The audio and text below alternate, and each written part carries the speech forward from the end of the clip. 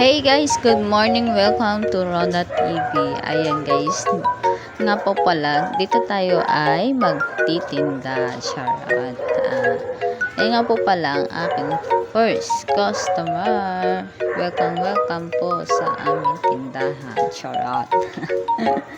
Ayan nga po, ito nga po si tita, ayan, pumili sa akin ng egg 270. Oh my gosh, diba? Kaya yaman ng tao kahit sobrang mahal ng egg, binibili nila.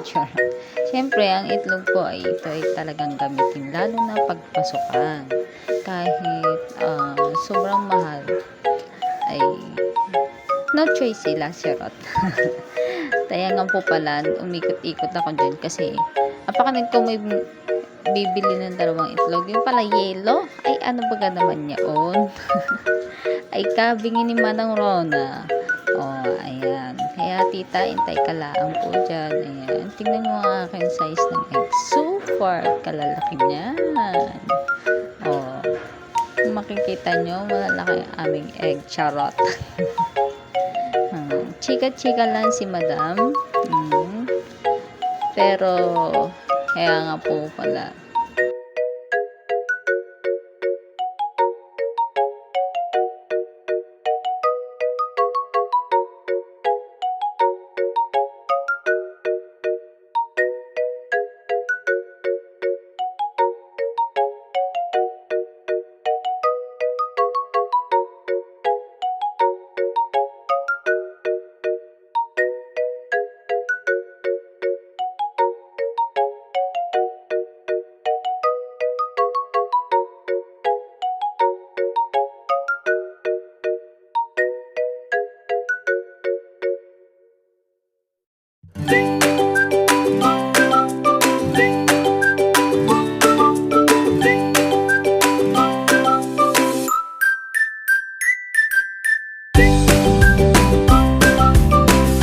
Kaya po, patapos na po si Mang Rona. Yan, tinatalian na ang kahon. Ayan, ganyan po ang magtali ng kahon. Charot.